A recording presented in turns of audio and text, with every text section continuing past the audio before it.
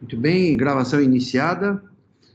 Hoje é dia 2 de agosto de 2022. Primeira sessão do segundo semestre de 2022. Um bom dia a todos, sejam todos bem-vindos. Agradeço a presença da doutora Carolina Garcia, pela Bung Alimentos, que fará a sustentação oral do processo do AIN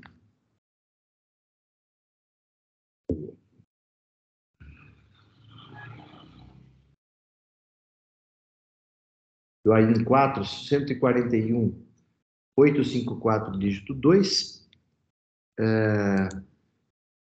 presentes na composição da Câmara hoje, o vice-presidente, Dr. Douglas Kuchiyama, também Dr. Flávio José Sanches Arantes e também a doutora Maria Alice Formigoni.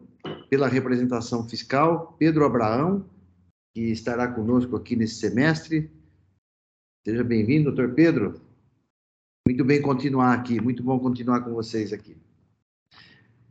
Bom, eu aguardo, então, que vocês confirmem presença. Não sei se... Aqui aparece para mim que vocês não confirmaram presença para quórum.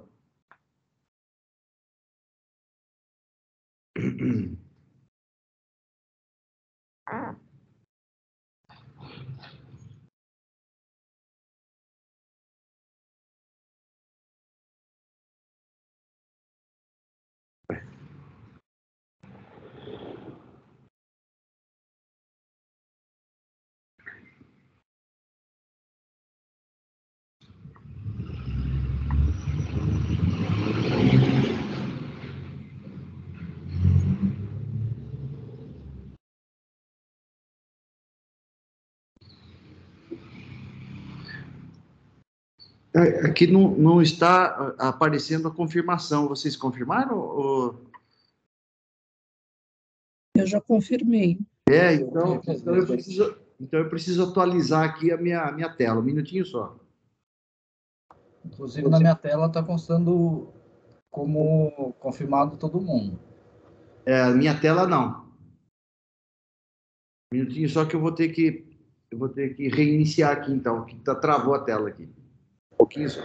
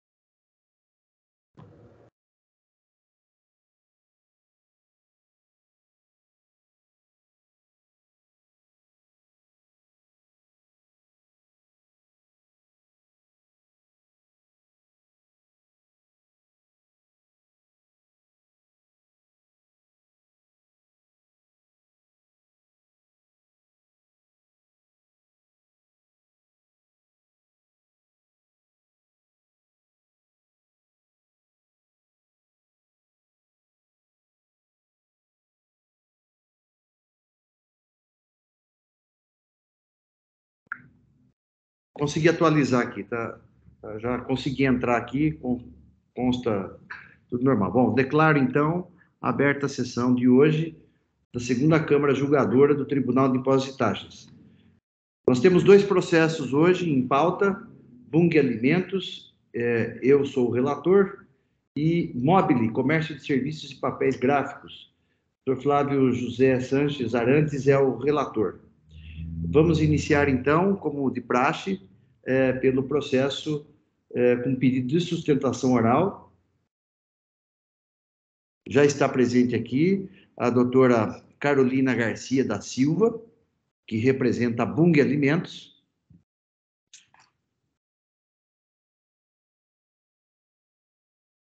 Vou só registrar a presença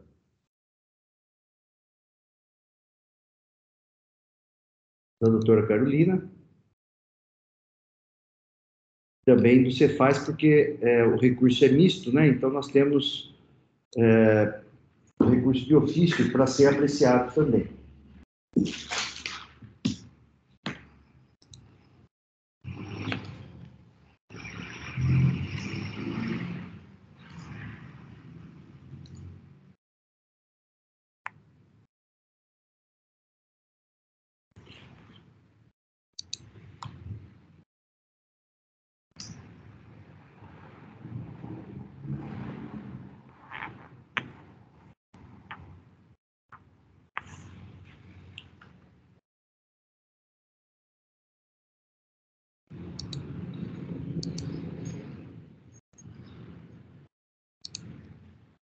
Bom, registrado, então, a sustentação oral, tanto da representação quanto do contribuinte.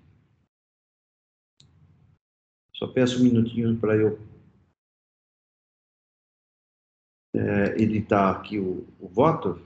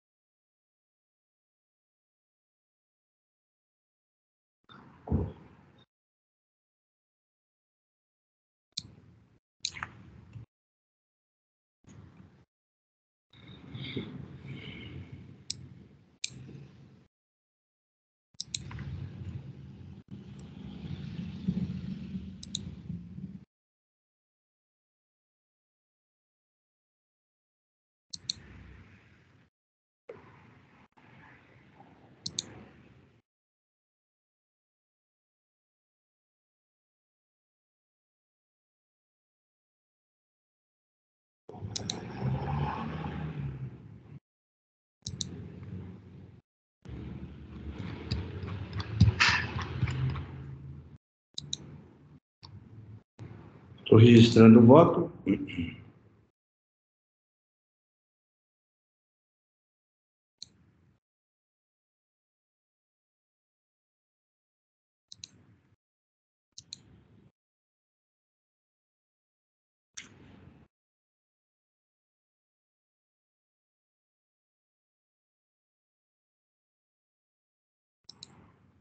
Muito bem, voto registrado. Eu vou fazer um breve relatório, em seguida eu abro a palavra para a advogada aduzir a sua sustentação oral.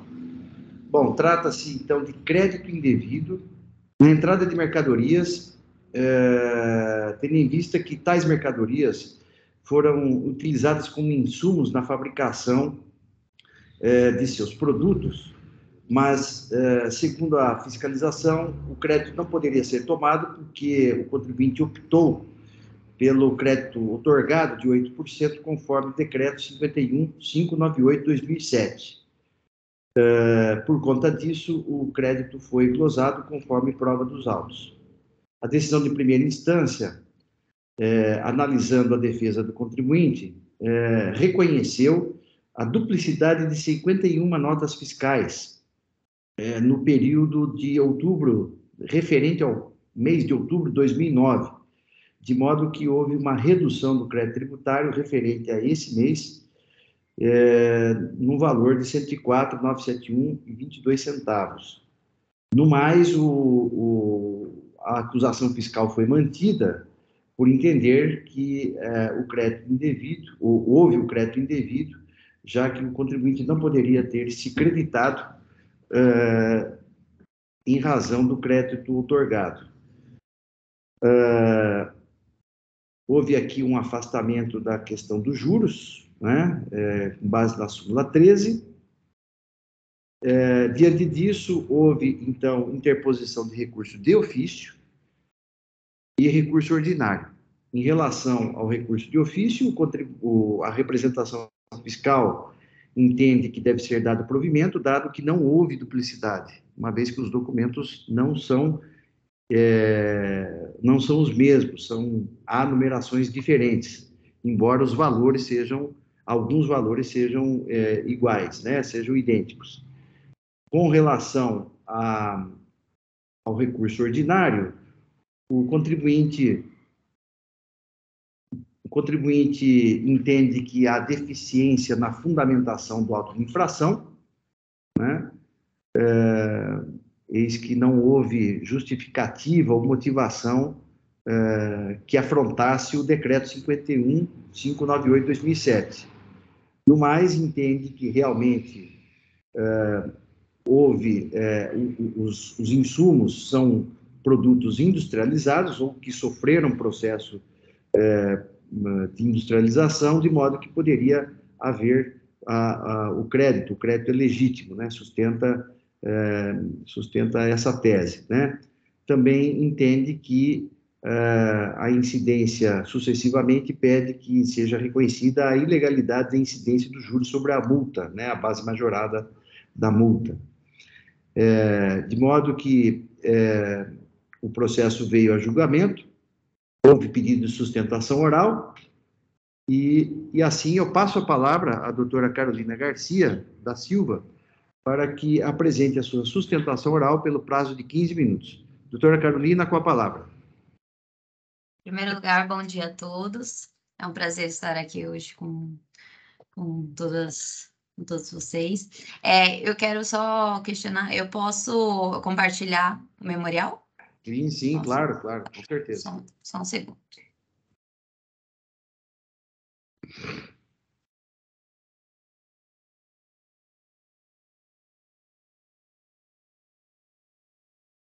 Ele está aparecendo em modo apresentação? Desculpa.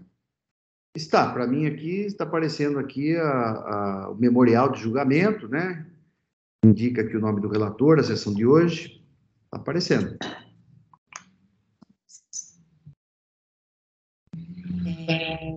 Bom, então, meu nome é Carolina, eu sou representante pela Bung Alimentos S.A., e hoje a minha sustentação oral é em defesa do AIN 41418542. Bom, acho que a primeira coisa é esclarecer quais são as atividades da recorrente. A Bung Alimentos, ela é uma empresa da área de alimentos, né, e oferece um grande portfólio de produtos para atender as necessidades de seus clientes. E, se falando da filial autuada, ela tem como atividade a fabricação de especiarias, molhos, temperos e condimentos. Alguns produtos fabricados pela filial atuada, eles são bem conhecidos e nós encontramos em todos os mercados, que são molhos de tomate prontos, como os da marca Salsarete, Primor, Et, dentre outros. E qual foi o motivo da glosa, né? O do crédito glosado no AIN. O decreto 51598 de 2007, ele possibilita ao contribuinte optar por crédito de 8% sobre a saída de produtos como polpa de tomate, molho ou ketchup, mostarda, condimentos e outros molhos. O crédito ele é concedido em substituição ao crédito normal nas entradas de produtos agrícolas, energia elétrica, telecomunicação e óleo combustível que foi utilizado no processo industrial.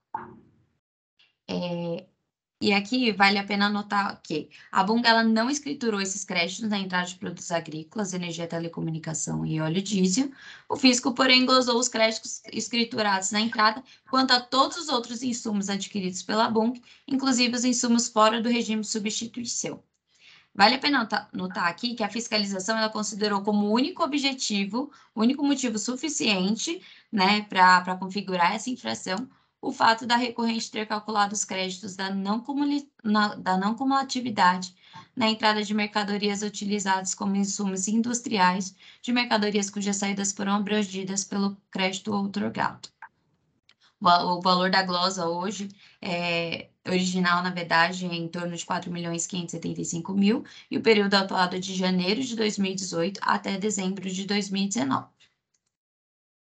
Bom, o crédito outorgado está previsto no decreto 51.598 de 2007, e ele é previsto, né, quando o estabelecimento promover saída tributada pelo ICMS de produtos em substituição a aproveitamentos de créditos do imposto relativos à aquisição de produtos agrícolas, energia elétrica, telecomunicação e óleo combustível utilizados no processo industrial. E o crédito outorgado será de 8%, quando a saída for das mercadorias, como polpa de tomate, que é fabricado pela filial autuada, como visto anteriormente pelo seu KNAI, extrato de tomate, molho de tomate ou ketchup, mostarda, condimentos e molhos.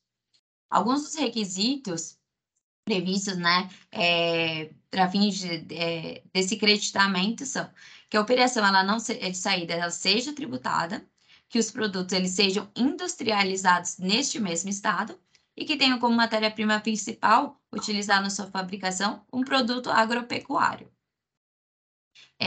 Então, como será demonstrado mais a seguir, a Bung, ela satisfaz todas essas condições. Eu acredito que a principal questão que é debatida aqui nos autos seria se o crédito opcional desse decreto do 51.598 de 2007 impede a tomada de créditos da não cumulatividade para outros insumos que não sejam aqueles de produtos agrícolas, energia elétrica, serviços de telecomunicação e óleos diesel consumidos na produção.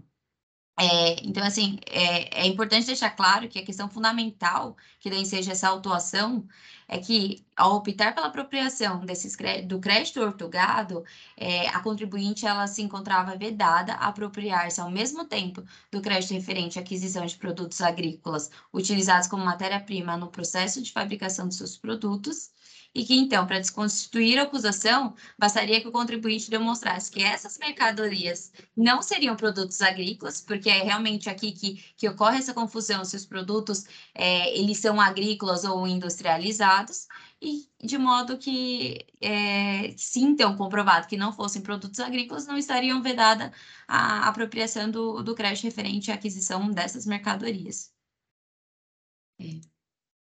Bom, nós temos a Secretaria da Fazenda do Estado de São Paulo, ela tem algumas consultas tributárias que demonstram, né, que não é vedado essa apropriação de créditos. Então, o crédito ortogado previsto no decreto 51.598 de 2007 substitui apenas os créditos do imposto relativos à aquisição de produtos agropecuários, energia, telecomunicação e óleo combustível, e não se aplica à aquisição de mercadorias substitutas daquelas previstas em seu artigo 1º. O contribuinte poderá apropriar-se de outros créditos não arrolados no artigo 1º do decreto 51.598, ou seja, que não se encontram entre os créditos a serem substituídos pelo crédito otorgado por esse decreto. E aí, também mais à frente traz que pode usufruir desse crédito quando se abstém de aproveitar os créditos provindos das aquisições de produtos agrícolas, energia elétrica, telecomunicações e óleo combustível.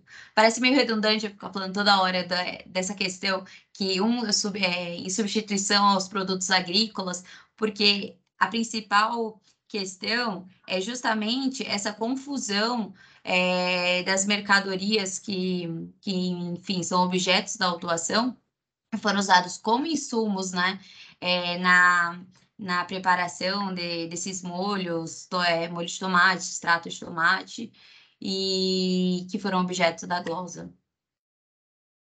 Bom, a resposta à consulta ela deixa claro que o contribuinte ele pode tomar créditos do que não for produtos agrícolas, o que por si só já contraria a fundamentação do próprio auto de infração, e que também a consulta demonstra que é vedado o uso do crédito quando o produto agropecuário é substituído por produto industrializado. E também exige que o produto agropecuário consista no principal insumo, o que não ocorre no caso da autuada. Bom, qual seria o conceito de produto agropecuário? A gente nota no artigo 4º, é considerado industrializado qualquer operação que modifique a natureza, o funcionamento, o acabamento, a apresentação ou a finalidade do produto ou o aperfeiçoe para consumo tal como. Que importe, e aqui vale também a pena trazer, porque muitas das razões de ser mantida a glosa é que os produtos talvez não teriam sofrido nenhum tipo de industrialização. Se a gente for, como vai ser demonstrado a seguir, se a gente pega o açúcar, Renato, o açúcar certamente ele é um produto industrializado, porque que pese ele venha da cana, o açúcar ele precisa passar por um processo de industrialização para ele chegar no produto que finalmente vai ser usado para a preparação da polpa de tomate, por exemplo. Então, que importe de modificação, aperfeiçoamento de qualquer forma, alteração do funcionamento, da utilização, do acabamento ou da aparência do produto, beneficiamento, que importe a alteração da apresentação do produto pela colocação de embalagem, ainda que em substituição anormal. E aí eu estou lendo apenas essas alíneas, porque são as que de fato interessam aqui para esse caso. E aí, mais à frente, em estado natural, o produto tal como se encontra na natureza, que não tenha sido submetido a nenhum processo de industrialização referido no inciso 1. Não perdendo essa condição, o que apenas, e aqui falando em produtos naturais, o que apenas tiver sido submetido a resfriamento, congelamento, secagem natural, acondicionamento rudimentar, ou que, para ser comercializado, dependa necessariamente de beneficiamento ou acondicionamento. Temos mais também soluções de consulta, né, pela Consultoria Tributária da Fazenda de São Paulo, que demonstra que o entendimento dessa Secretaria da Fazenda é que a expressão de produtos agropecuários refere-se a produtos em estado natural, tal como definido no inciso 3º do artigo 4º do regulamento do ICMS, incluindo-se produtos de origem animal. Quais foram os insumos glosados pela fiscalização? Esses aqui são todos os insumos, mas para não exceder muito, né, a minha sustentação oral, eu vou focar só nos que têm um valor um pouco mais expressivo. Para demonstrar que, de fato, os principais itens, né, glosados pela fiscalização, eles não se caracterizam como produtos agropecuários e consistem em mercadorias que claramente sofreram prévio processo de industrialização. Se considerar todo o processo industrial que resulta nessas mercadorias e não no mero beneficiamento básico necessário para a comercialização do produto. Temos, por exemplo, a cebola resfriada. A gente teve o valor glosado foi de R$ 195.253,27 e tem resposta à consulta a 16.656 de 2017, que demonstra que os processos de corte, descaque, branqueamento ou acondicionamento caracterizam o produto como resultante de industrialização. Então, a contribuinte trouxe, junto ao seu recurso, as respostas à consulta, né, proferida pela Cefaz, o número da solução de consulta relativa a esse item glosado. Então, por exemplo, na cebola picada, a resfriada, a cebola em pó, tem a indicação de qual consulta, a seção da NCM também, e quais foram os processos industriais sofridos, né? Porque muitas vezes o que a gente imagina que aconteça é um processo muito mais delicado e muito mais extenso do que propriamente cortar a cebola, como dá a entender. Temos também a carne moída, né? Teve um item de glossário de 98 mil. Tem solução de consulta, 17.281 pela Cefaz, que demonstra que as atividades de desossa e corte, a princípio, fazem parte das atividades desenvolvidas pela indústria frigorífica. Se a gente olhar até a seção, né, da NCM, demonstra que produtos das indústrias alimentares. Temos também quais são os processos industriais para chegar no produto da carne moída. Desossa, corte, trituração, embalagem. Temos também amido de milho modificado, né? Então, assim, uns ainda ficam bem mais evidentes que, de fato, não são produtos agropecuários. Os amidos modificados, como as maltodextrinas, que são obtidas pela hidrólise, o que demonstra que é um produto claramente industrial. Temos também salsa em flocos, tem um valor aí de 97 mil para esses 2 anos autuados. A salsa em flocos, ela sofre um processo de desidratação que envolve as seguintes etapas: lavagem, cobertura da tela de amianto, espalhamento da salsa sobre o papel alumínio, colocação da tela de amianto, aquecimento em forno, abertura do embrulho, embalagem, dentre outros processos, né, para se chegar à salsa em flocos. Também nós temos a solução de consulta 20.836 de 2019, que trata sobre a salsa em flocos. Temos também mostarda amarela, que passa por produtos como limpeza, aeração, peneiramento, moagem, tratamento térmico, resfriamento, desaereação, envasamento.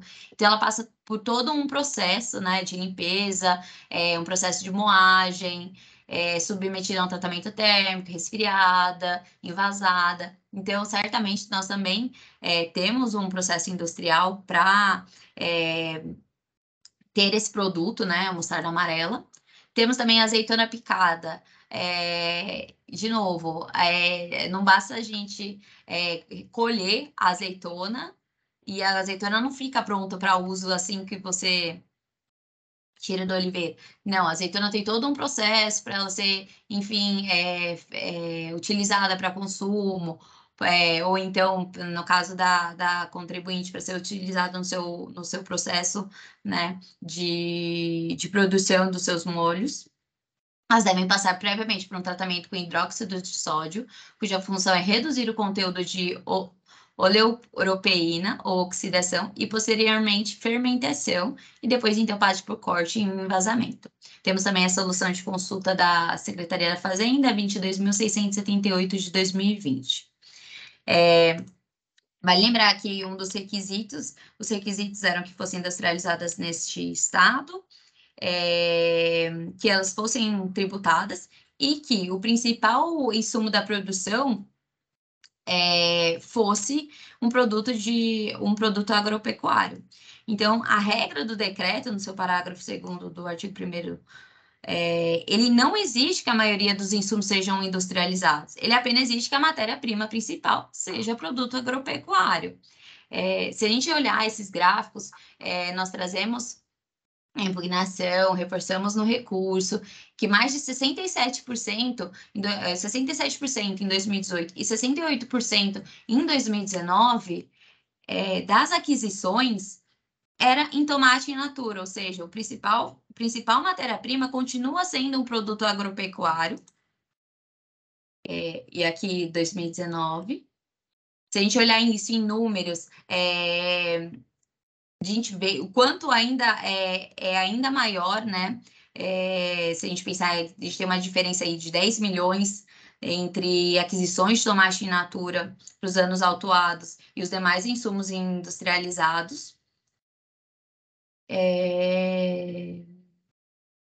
Então, o tomate, sim, ele continua sendo a principal matéria. Os outros itens, que eu não expus aqui também, para não ficar muito longa, né, a sustentação oral, também são produtos industrializados e nós buscamos nas peças demonstrar todos os processos industriais que sofrem tais produtos. Também vale a pena indicar aqui que a gente tem um precedente da primeira Câmara do TIT, né, de relatoria do João Maluf Júnior, que tem a mesma situação fática, os mesmos itens glosados e o mesmo contribuinte. A diferença é o período de atuação, que é o período de 2017. O contribuinte, ele teve o seu recurso parcialmente provido, mas cerca de 60%, né, das glosas foram afastadas, justamente por ter sido reconhecido que alguns dos itens glosados sofreram um processo de industrialização e que, diferente do que faz crer quando aparenta ser produtos agropecuários, eles de fato não são produtos agropecuários, porque eles não estão em estado natural, mas eles são sim processos industrializados, porque eles sofreram processos de industrialização, então, enfim, poderem ser usados na fabricação dos molhos, ketchup, polpa de tomate. Por isso, para finalizar a minha sustentação oral, os itens gozados pela fiscalização, eles são insumos que não se confundem com produtos agrícolas, energia elétrica, serviços de telecomunicação e óleo diesel, e, portanto, tais aquisições não estão no regime de substituição do Decreto 51.598 de 2007. Por isso, a recorrente ela faz jus aos créditos normais da não cumulatividade, sendo indevida a glosa. Essa é a minha sustentação oral. Obrigada.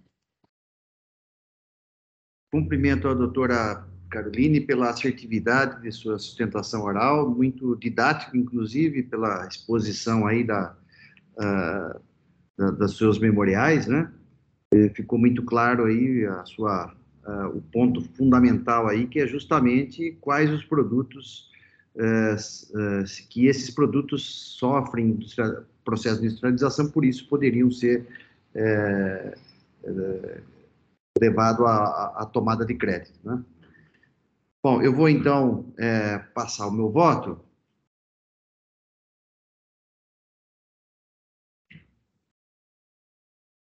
Vamos lá. Conforme consta do relatório deste voto, são recursos de ofício e ordinário contra a decisão de primeiro grau que julgou parcialmente procedente o AIM.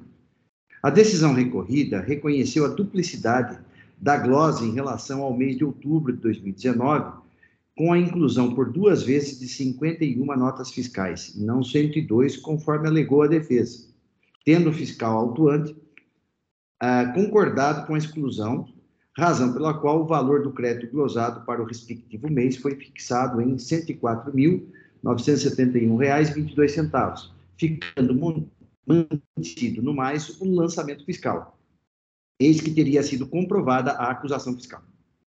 Interposto o recurso de ofício, a representação fiscal pede seu provimento, alegando que não houve duplicidade. Em contrarrazões, o contribuinte insiste na manutenção da decisão recorrida, normalmente porque houve concordância do autor do feito quanto ao cancelamento parcial do AIM. Em recurso ordinário, porém, o contribuinte reitera a tese de defesa, pede o provimento do apelo para o cancelamento integral do AIM, sob o fundamento de que há deficiência na fundamentação do lançamento fiscal e porque, numa escorreita interpretação do Decreto 51.598/2007, não houve a tomada de crédito indevido, dado que os produtos utilizados como insumo sofreram processo de beneficiamento ou industrialização, conforme o artigo 4º do RICMES. Assim, tais insumos, segundo sustenta, perderam seu estado natural, não podendo ser considerados produtos agropecuários, conforme esclarecimentos acerca de cada produto às folhas 4.791 a 4.793, em defesa, e às folhas 5.054 a 5.055 do presente recurso, de modo que o crédito é legítimo. Sucessivamente, questiona o cálculo dos juros sobre o montante atualizado da multa, base majorada.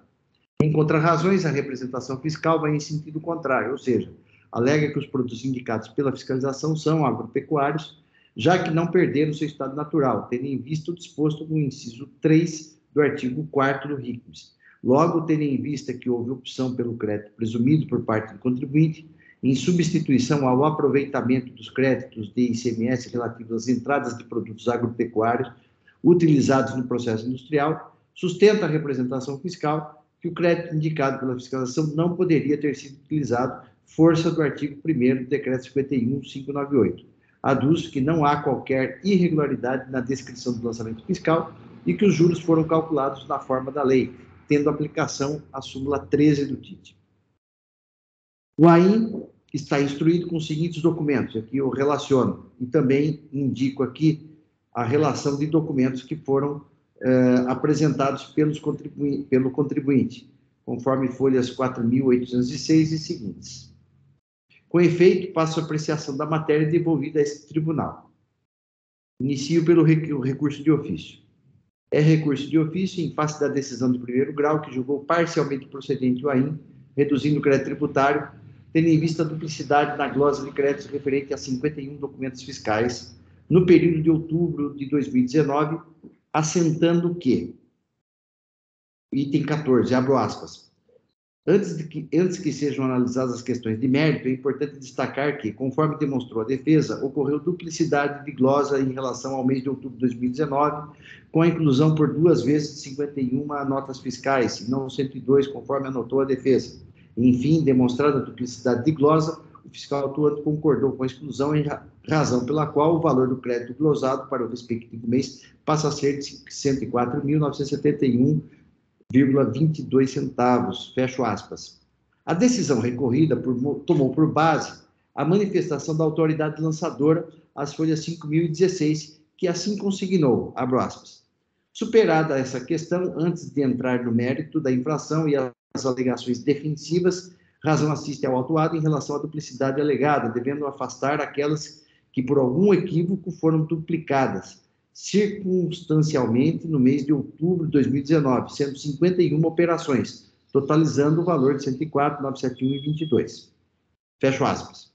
A representação fiscal, por sua vez, em suas razões de recurso de ofício, pede o provimento do apelo, entendendo que não houve duplicidade na glosa dos créditos, já que os documentos fiscais em questão são diferentes, não obstante haja coincidência de valores. Destaco o seguinte trecho em textilha, folha 5.069 a 5.070. Abro aspas. o doutor julgador considerou parcialmente procedente o item 1 do AIM, pois, conforme demonstrou a defesa, ocorreu duplicidade na glosa em relação ao mês de outubro de 2019, com a inclusão por 2 vezes 51 notas fiscais, e não 102, conforme anotou a defesa.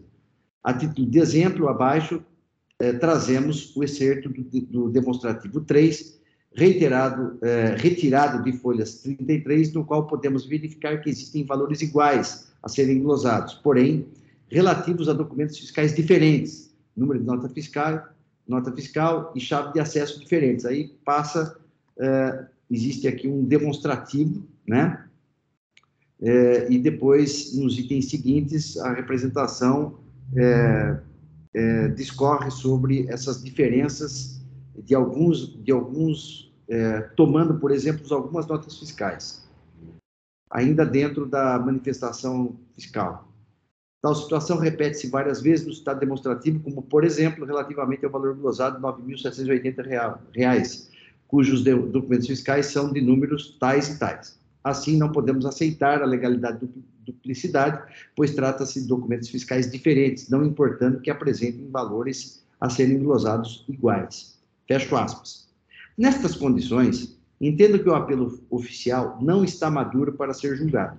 Embora a autoridade fiscal tenha concordado com a duplicidade de 51 documentos fiscais, não foram apresentadas justificativas ou planilha para a efetiva demonstração da duplicidade. Por outro lado, a representação fiscal apresentou argumentos relevantes quanto à inexistência de duplicidade, porém por amostragem. Destarte, com fundamento no artigo 25 da Lei 13.457, de 2009, é de rigor a conversão do julgamento de diligência para que a autoridade fiscal lançadora manifeste-se sobre o alegado pela representação fiscal, confirmando ou não, de forma justificada e objetivamente, a existência de duplicidade de 51 documentos fiscais apontados, bem como a presente planilha indicando os números e valores de cada documento fiscal considerado em duplicidade, em confronto com os respectivos documentos do demonstrativo 3, folhas 15 a 34, indicando em coluna própria quais documentos estão em duplicidade e quais não estão. Após, a parte ativa e a parte passiva, sucessivamente, deverão se manifestar no prazo de 30 dias sobre o cumprimento da diligência em respeito ao princípio do contraditório. Com relação ao recurso ordinário, fica sobrestado até o cumprimento da diligência determinada no recurso de ofício. Diante do exposto, converto o julgamento de diligência para que a autoridade fiscal manifeste sobre o alegado pela representação fiscal, as folhas 5.069 e 5.070, ratificando ou não, de forma justificada e objetiva, a duplicidade da glosa de crédito, bem como para que apresente planilha demonstrativa, indicando números, valores, documentos fiscais e duplicidade, tendo em vista as notas fiscais relacionadas no demonstrativo 3 de folhas 15/34, que deverão ser confrontadas com indicação de seus respectivos números e valores, para demonstrar a existência ou não para demonstrar a existência ou não existência da duplicidade.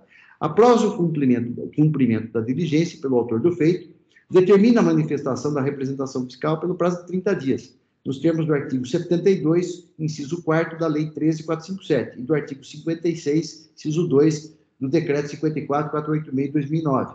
E, em seguida, seja intimado o contribuinte para que, em igual prazo, apresente manifestação. Fica sobrestado o recurso ordinário, tudo nos termos do fundamentado. Esse é meu voto, e se prevalecer meu voto de conversão em julgamento de diligência, eu desde já adianto que, num retorno para continuidade do julgamento, a doutora Carolina, né, o contribuinte poderá, caso queira, aduzir sustentação oral novamente, né, para que a gente possa relembrar a sua fala aqui. Né? Então, esse é o meu voto, o processo está em discussão. Senhor presidente, se me permite uma breve manifestação aqui. Pois não? Eu realmente concordo com a conversão em diligência, para que fique clara essa questão da duplicidade de votos, e isso realmente se antecipa à discussão do mérito, porque se na discussão do mérito realmente a gente entender que o fisco está com a razão, aí precisaria esclarecer essa questão da duplicidade. Eu só pediria uma gentileza ao doutor no seguinte sentido: na conclusão do seu voto, o doutor fala assim: após o cumprimento da diligência pelo autor do feito, o doutor determinou que primeiro se manifestasse a representação fiscal e depois o contribuinte. Eu só gostaria de sugerir que fosse invertida essa ordem, porque pela prática do tribunal e até pela nossa forma de atuação, a representação fiscal sempre fala por último no processo. Então, eu gostaria que o doutor só invertesse, é uma sugestão, né, só invertesse essas duas determinações, no sentido de que, após a diligência, do resultado da diligência, a autuada se manifestasse e, por fim, houvesse a manifestação da representação fiscal a respeito da mesma. Fica a nossa sugestão aí, doutor. Ok. Então, Pedro, é que assim, eu entendo o seguinte, como o recurso é de ofício, né, e o pedido, o pedido, né, de provimento da representação, pela, pelas regras gerais do processo civil, né, seria, né, do Código do Processo, pela lógica que seria a representação fiscal a manifestar primeiro, né, que é o recurso eu entendo que como recurso, se fosse um recurso ordinário, a gente inverteria. Eu faria a primeira manifestação porque o pedido, né, é do contribuinte. Se fosse recurso ordinário, como é recurso de ofício, inverter essa ordem aí poderia até ser questionada aí um cerceamento de defesa, né, alguma nulidade lá futuramente. Então, eu, com todo respeito, eu vou manter essa ordem por ser recurso de ofício, né? Entendo a posição do doutor. É que, normalmente, nas manifestações do contribuinte, da autuada, é comum que eles se manifestem sobre a diligência e sobre mais alguma coisa. É comum eles trazerem coisas adicionais. E a representação, falando por último, a gente fala sobre tudo, porque senão ficaria algo aí sem estar sujeito ao contraditório. Mas, enfim, essa é a nossa sugestão aí. Eu gostaria de ouvir os demais juízes a respeito. Pois não, vamos ouvir aí o que vocês, os demais juízes aí, sobre esse ponto, pelo menos, não só sobre o voto, mas também sobre essa sugestão aqui do Pedro. Presidente, eu acho que eu vou pedir vênia para discordar e concordar com o Pedro, porque, assim, poderia ser um voto mais por causa desse último ponto que ele colocou, que, eventualmente, se o contribuinte alegar uma questão não nova, mas alguma questão que não estava em plena discussão aí eu acho que teria que voltar para eles falarem também. Né? Assim, não sei, eu já votei, eu acho que nesse sentido de colocar, de falar, se o contribuinte trouxer alguma coisa que passe para a representação fiscal, só para evitar, eu acho que mais pela celeridade do que propriamente pelo rito aí formal, enfim, né? Eu entendo também essa lógica do recurso que é de ofício, então, normalmente, essa lógica aí eu concordaria, eu acho que está certo, mas tem essa questão aí que eventualmente pode ter alguma coisa, e aí às vezes vai ficar aquela ressalva de que depois tem que passar de novo para a representação se manifestar, enfim, é só para evitar, é só para ser mais célere mesmo. Eu acho que, assim, no frigir dos ovos não vai mudar, não muda nada, não vai influenciar muito, mas eu acho que é só para evitar, para a celeridade mesmo, para evitar voltar para a representação, eventualmente falar sobre alguma coisa alguma coisa nova, enfim. Mas esse eu estou concordando com o Pedro aí nesse sentido, mas também não é nada que eu acho que vai atrapalhar muito, não. É mais pela celeridade mesmo.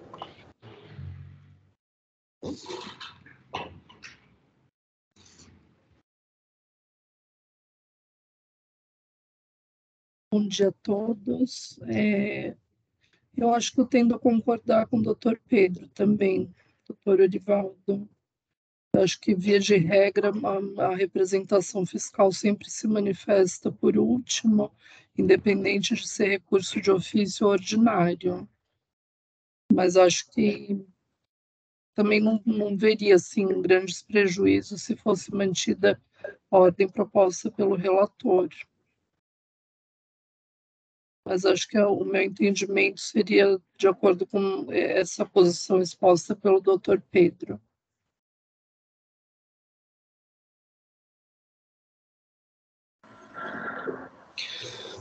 Bom dia, eu parabenizo o doutor Orivaldo pelo voto, eu analisei o demonstrativo, da análise que eu fiz a princípio, eu pensava que seria aquelas situações onde a legislação estabelece que na entrada seja emitido documento fiscal, ainda que já venha acompanhado do documento fiscal.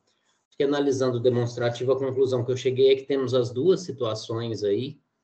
Então, provavelmente vai haver um valor intermediário aí, nem totalmente favorável ao fisco, nem totalmente favorável ao contribuinte. Então, eu entendo que demanda uma diligência mesmo. Vou acompanhar o doutor Orivaldo no tocante a isso. E quanto à questão da diligência, por via das dúvidas aí, eu me manifesto favorável ao doutor Pedro também, para que se evite a alegação de nulidade posteriormente, né? Tanto por parte da representação fiscal como por parte do contribuinte. Bom, então eu posso alterar aqui sem problema nenhum. Assim, como estão todos de acordo aí com o Dr. Pedro, eu altero aqui o voto,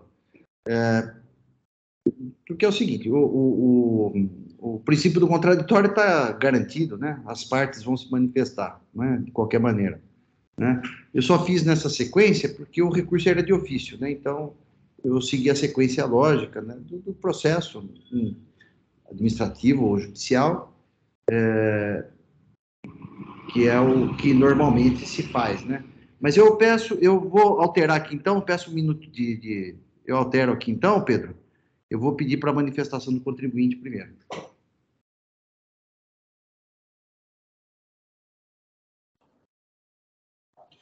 Eu agradeço, senhor presidente.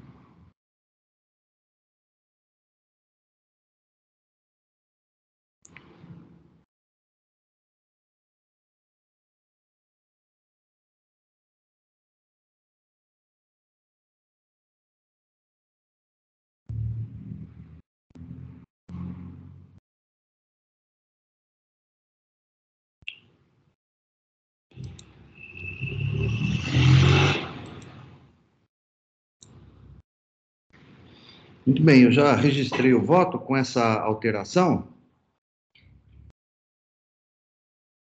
Só acredito que agora tenha ficado claro, né?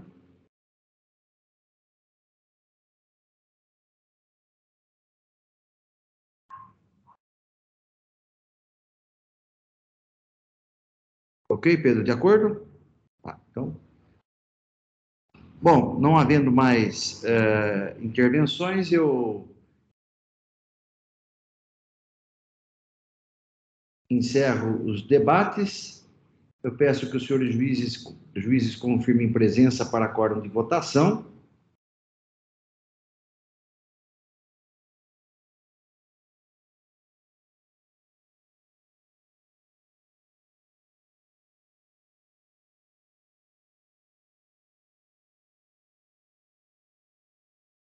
Todos confirmados, processo em votação.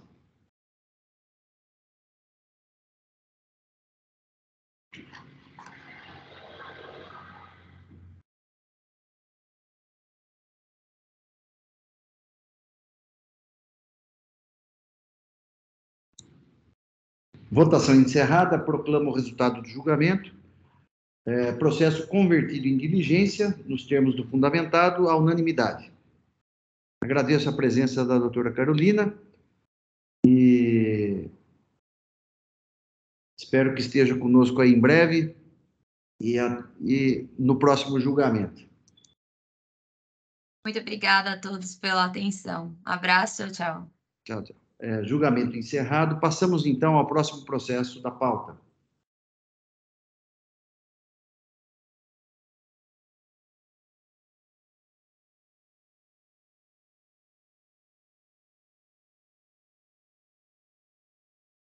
Mobile Comércio de Serviços de Papéis Gráficos Eireli. O AIN é o 4, 142, 130.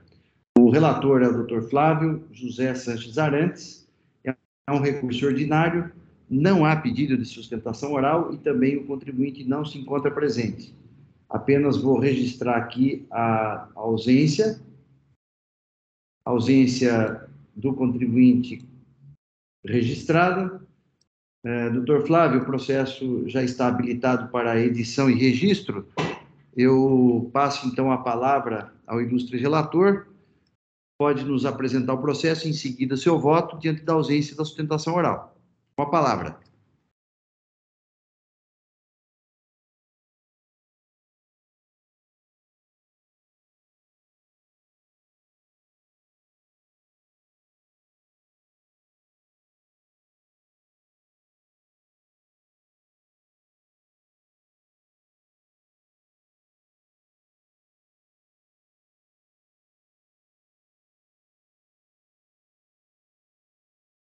Maria Alice, nós vamos fazer depois da sessão, nós vamos fazer uma pequena reunião. Peço para aguardar um pouquinho, tá bom? Tá certo.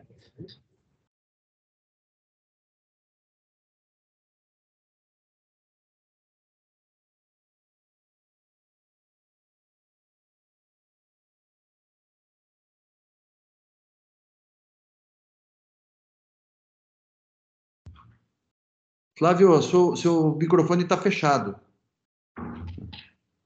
Aí. Obrigado, perdão. O auto de infração, ele possui um único item de acusação, que é de recebimento de mercadoria desacompanhada de documentação fiscal. A origem da ação fiscal, ela foi determinada no bojo da Operação Papiro, que foi uma operação que investigou a criação de empresas gráficas detentoras daquele credenciamento RECOP para aquisição de papel imune e posterior repasse a terceiros, mediante uma cobrança de comissão que variava de 3% a 6% do valor da compra original, sem o recolhimento dos tributos. Então, a operação investigou a criação de empresas intermediárias que eram credenciadas para a compra de papel para livros e periódicos com a imunidade constitucional e repassava para terceiras empresas mediante uma comissão de 3% a 6% do valor original da compra. No contexto dessa operação, foram cumpridos mandados de busca e apreensão num escritório de contabilidade envolvido nas investigações e foram identificados diversos pagamentos realizados pela empresa autuada para empresas gráficas identificadas nesse esquema, no caso, a Rebec e a Smart. A Mobile, que é a empresa autuada, ela foi notificada para esclarecer os pagamentos realizados, visando inicialmente identificar a participação de empresas fabricantes no esquema. Entretanto, a Mobile ela declarou para o fisco que os pagamentos eram referentes à aquisição de mercadorias, que esses pagamentos eram realizados conforme determinado por um representante comercial de nome Alain, que era responsável pela entrega das mercadorias. A Mobile declarou ainda que as mercadorias foram entregues, mas que não possui informação sobre a origem das mercadorias. O representante comercial, o Alain, apontado pela autuada, era preposto de um dos contadores, cujo escritório foi alvo do mandado de busca e apreensão. Diante das declarações da empresa, que por um lado afirmou ter pago e recebido as mercadorias e por outro lado não apresentou documentos fiscais para acobertar essas operações, foi lavrado o presente auto de infração pelo recebimento de mercadoria desacompanhada de documentação fiscal, nos termos do inciso 3A do artigo 85 da Lei 6374/89, considerando como base de cálculo das operações os pagamentos realizados, bem como exigido o ICMS por solidariedade, nos termos do artigo 11 inciso 11 do RICMES. Em sua defesa, a empresa alega preliminarmente incompetência territorial para a lavratura do auto de infração, que foi lavrado pela DRT3, lá de Taubaté, ao passo em que o estabelecimento autuado está vinculado ao posto fiscal do Butantã, na capital. Quanto ao mérito, ela se defende afirmando que cumpre todas as suas obrigações tributárias por meio do regime de apuração do Simples Nacional, que se houve descumprimento de obrigação no tocante à emissão dos documentos, tal obrigação não lhe poderia ser imputada, devendo ser atribuída ao responsável legal pela emissão dos documentos, que a autuação não pode ter como base indícios e presunções, e ainda pede o afastamento de sua responsabilidade objetiva nos termos da súmula 509 do STJ, discorrendo sobre o cumprimento dos requisitos para sua aplicação ao caso concreto. Questiona ainda os juros e pede a redução da multa. Então, esse é o breve relatório do processo.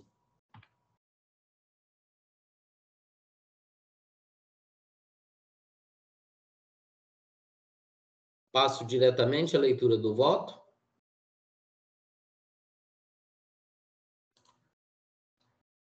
Sim, Flávio, pode seguir diante da ausência de sustentação oral. Ok. Bom, vou começar do item 19. Inicialmente, cumpre afastar a alegação de nulidade do auto de infração por haver sido lavrado por autoridade administrativa vinculada à Delegacia Tributária Regional de Taubaté, sendo que a recorrente alega ser jurisdicionada ao posto fiscal do Butantã, na capital. As atividades de planejamento e distribuição dos trabalhos de fiscalização por parte da administração pública obedecem critérios de conveniência e oportunidade, sendo natural a criação de grupos especializados ou força-tarefa para determinadas situações, não havendo necessariamente coincidência entre a Delegacia Regional Tributária de lotação do auditor fiscal de receitas estaduais responsável para realizar a ação fiscal e o posto fiscal de jurisdição do estabelecimento. Os procedimentos essenciais a serem observados pela administração pública no tocante aos acionamentos fiscais estão previstos na Lei Complementar 939/2003, que institui o Código de Direitos, Garantias e Obrigações do Contribuinte no Estado de São Paulo. No capítulo 3, que trata dos deveres da administração fazendária, o artigo 9º trata especificamente da forma como os acionamentos fiscais são distribuídos para execução aos auditores fiscais. Veja-se, aí eu transcrevo o artigo 9º do Código de Defesa do Contribuinte. Conforme consta do item 7 das observações, os trabalhos fiscais foram autorizados pela Ordem de Serviço Fiscal, que inclusive consta dos autos as folhas 65, tendo sido assim a ação fiscal determinada pela administração pública nos termos em que previstos pela Lei Complementar 939/2003, tendo sido distribuída ao auditor fiscal responsável pela lavratura para execução, não havendo irregularidade alguma na execução da ação fiscal ou na lavratura do auto de infração, em função do local de lotação do AFR, do auditor fiscal, responsável pela lavratura, dado que a competência dos auditores fiscais é para a fiscalização dos tributos estaduais, nos termos da Lei Complementar 1059, conforme já apontado pelo julgador tributário. Também não há de se falar que, em razão da forma como o trabalho foi executado, a empresa não foi fiscalizada de fato. Conforme consta dos autos, a ação fiscal foi realizada em decorrência da análise de material apreendido, quando do cumprimento do mandato de busca e apreensão, expedidos nos autos do processo tal, denominado Operação Papiro, deflagrada em escritórios de contabilidade.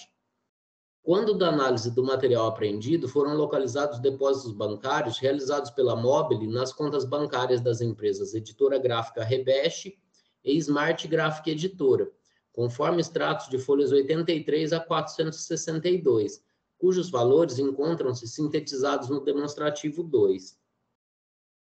De acordo com o relatório circunstanciado, tais empresas eram utilizadas para adquirir papéis de fabricantes ao abrigo da imunidade, do artigo 150, inciso 5, a linha D da Constituição Federal, sendo que tais mercadorias, posteriormente, eram repassadas para terceiros, em operações não amparadas pela imunidade, mediante o pagamento de uma comissão que variava de 3% a 6%, dependendo das condições de entrega.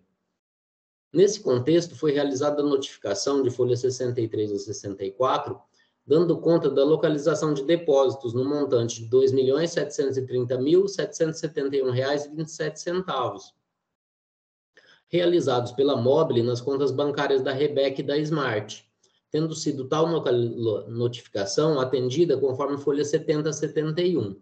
Da resposta, destacamos os seguintes trechos. Aí abro aspas para a resposta à notificação. Inicialmente, esclarece que, por intermédio de um representante comercial, Sr. Alain, telefone tal, adquiriu os produtos para o seu comércio, sendo que os depósitos realizados destinam-se a pagamentos de produtos, que foram entregues posteriormente. Tempestivamente, informa que não tem conhecimento da origem dos produtos, desconhecendo totalmente os fornecedores das empresas, que venderam os produtos para a notificada. Fecho aspas. Diante do quadro acima, não há de se falar em cerceamento do direito à defesa, multa sem qualquer análise documental ou falta de fiscalização, tendo em vista que a recorrente, uma vez chamada a se manifestar, confessou que os pagamentos são referentes à aquisição de mercadorias e que tais mercadorias foram entregues. Nesse sentido, é claro o artigo 212 do Código Civil, que estabelece que, salvo um negócio a que se impõe forma especial, o fato jurídico pode ser provado mediante a confissão. Consta ainda do relatório circunstanciado vinculação entre o representante comercial apontado, Alain, e João Maiolino, um dos principais investigados na Operação Papiro, conforme e-mail de folhas 12, onde João Maiolino informa o contato de Alain, que é identificado como seu comprador. Veja-se, aí abro aspas para um trecho de um e-mail apreendido, onde um dos contadores apresenta o representante comercial. Abre aspas. Segue também os contatos de nosso comprador Alain Rodrigo, onde você pode contar com ele para novas compras se precisar. Alain Rodrigo, telefone tal, fecha aspas. Veja-se que tal versão dos fatos é reafirmada durante o contencioso administrativo. Consta do recurso ordinário. Aí eu destaco alguns trechos do recurso ordinário. Abre aspas, esclareceu que adquiriu as mercadorias questionadas por intermédio de um representante comercial, Sr. Alain, telefone tal, onde adquiriu produtos para o seu comércio, sendo que os depósitos realizados destinam-se a pagamentos de produtos que foram entregues posteriormente. O representante Alain sempre entregou corretamente os produtos adquiridos, contudo não sabe a impugnante esclarecer sua origem. Contudo, todos os materiais recebidos foram contabilizados em seu estoque e foram comercializados pelo impugnante. Fecha aspas. Analisando os argumentos da recorrente sobre a autuação haver sido realizada com base em indícios e presunções, A princípio, o conjunto probatório ofertado pelo fisco me pareceu condizente com a hipótese de presunção de omissão de receitas, previstas pelo artigo 74A, inciso 7, que aponta a questão da falta de escrituração de pagamentos efetuados para a constituição de crédito tributário por meio de levantamento fiscal. Todavia, não creio que seja o caso de se aplicar tal presunção no presente AIN. Analisando o conceito de presunção, temos que se traduz na consequência ou ilação que se tira de um fato conhecido, os pagamentos no caso, para deduzir a existência de outro, não conhecido, mas que se quer provar, o recebimento de mercadorias. Na medida em que a recorrente afirmou, tanto durante a fiscalização como agora em sede recursal, que os pagamentos são referentes à aquisição de mercadorias e que tais mercadorias foram entregues corretamente, entendo que não estamos diante de presunção, mas sim de fato incontroverso, de forma que a acusação de recebimento de mercadoria desacompanhada de documentação fiscal está em consonância com os fatos apurados. A argumentação da recorrente no sentido de que é optante pelo regime de apuração do Simples Nacional e cumpre suas obrigações principais e acessórias conforme lá determinado, em nada lhe socorre na presente acusação, tendo em vista que está sendo acusado do recebimento de mercadorias desacompanhada de documentação fiscal. Veja-se o que preconiza o artigo 203 do RICMES, que estabelece que o destinatário da mercadoria ou do serviço é obrigado a exigir documento fiscal hábil, com todos os requisitos legais de quem o deva emitir, sempre que obrigatória a emissão. Compare-se com o que argumenta a recorrente, abre aspas. Ora, não se pode responsabilizar a impugnante pelas supostas omissões das emitentes das notas fiscais, sob pena de perecimento do direito pela inversão do ônus e o surgimento da bitributação, que é tolhido em nosso ordenamento jurídico, fecha aspas. Conforme se observa, não há amparo legal algum no argumento da recorrente, que não cumpriu com sua obrigação de exigir documento fiscal de seu fornecedor. Indo adiante, a recorrente discorre sobre o afastamento da responsabilidade objetiva por infrações, apresentando diversos argumentos visando demonstrar sua boa-fé nas operações. Resta prejudicada, ao meu ver, a análise da boa-fé do adquirente no presente caso.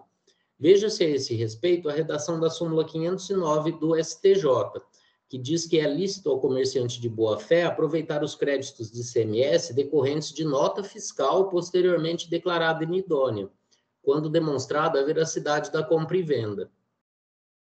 No presente caso, em que pese estarem documentados os pagamentos, não há sequer prova de que foram emitidas notas fiscais. O estabelecimento foi notificado a apresentar as notas fiscais referentes aos pagamentos realizados conforme folha 64. Em atendimento a tal notificação, não apresentou nenhuma nota fiscal. Não se sabe se as notas fiscais deixaram de ser emitidas ou se foram emitidas e deixaram de ser escrituradas. Desta forma, ainda que se entenda pela aplicação da súmula 509 do STJ aos casos de acusação de recebimento de mercadoria desacompanhada de nota fiscal, entendo que tal argumento só se aplica nos casos em que a nota fiscal seja ao menos emitida e posteriormente glosada pela fiscalização, e não na presente situação, onde se questiona justamente a falta de nota fiscal. Assim, fica mantida a acusação fiscal.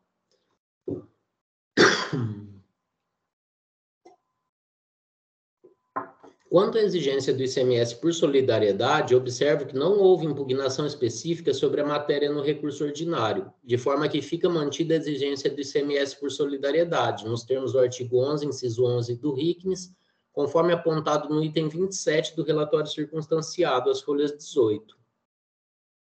Quanto à questão da modulação sancionatória, entendo que há elementos claros de dolo e fraude nos fatos acusados, havendo sistemático recebimento de mercadorias desacompanhadas de documento fiscal entre 2016 e 2019, de forma que entendo que não se aplica ao presente caso a faculdade prevista no artigo 527-A do RICMES. Fica mantida a multa no percentual aplicado. Quanto aos juros de mora, tendo em vista a revisão da súmula 10 pela Colenda Câmara Superior do Tribunal de Impostos e Taxas, devem ser limitados à taxa Selic, inclusive no tocante à atualização do valor básico para o cálculo da multa.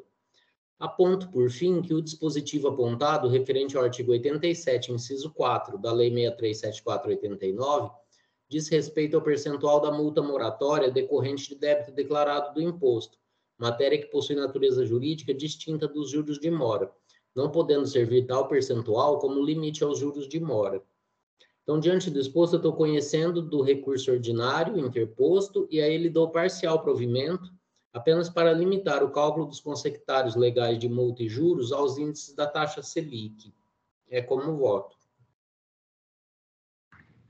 Cumprimento o relator, Flávio Arantes, pelo voto proferido, muito bem fundamentado, e analisando as provas no que tange aí a questão de dolo, fraude, que é sempre muito difícil, né?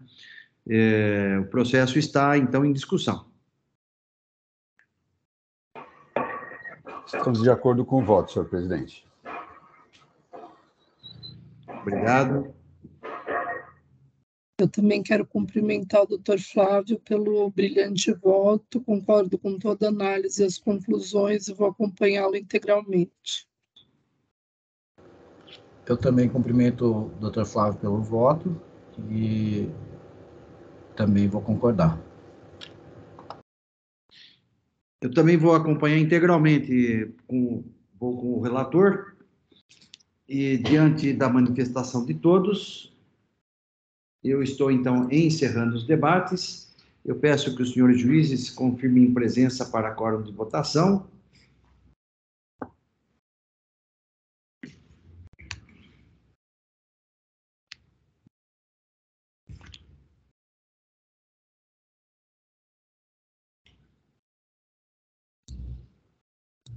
Processo em votação.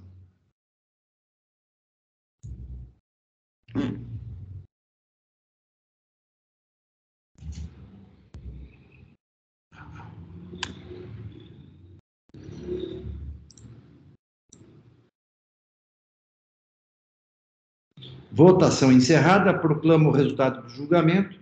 Recurso ordinário integralmente conhecido e parcialmente provido, nos termos do voto relator, à unanimidade. Julgamento encerrado.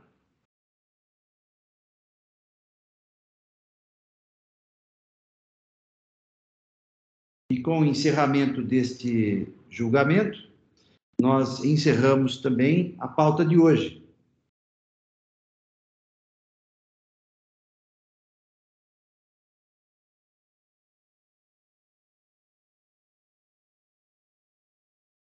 Sessão de julgamento encerrada no EPAT. Declaro, então, encerrada a sessão de hoje da segunda Câmara Julgadora do Tribunal de Impostos e Taxas.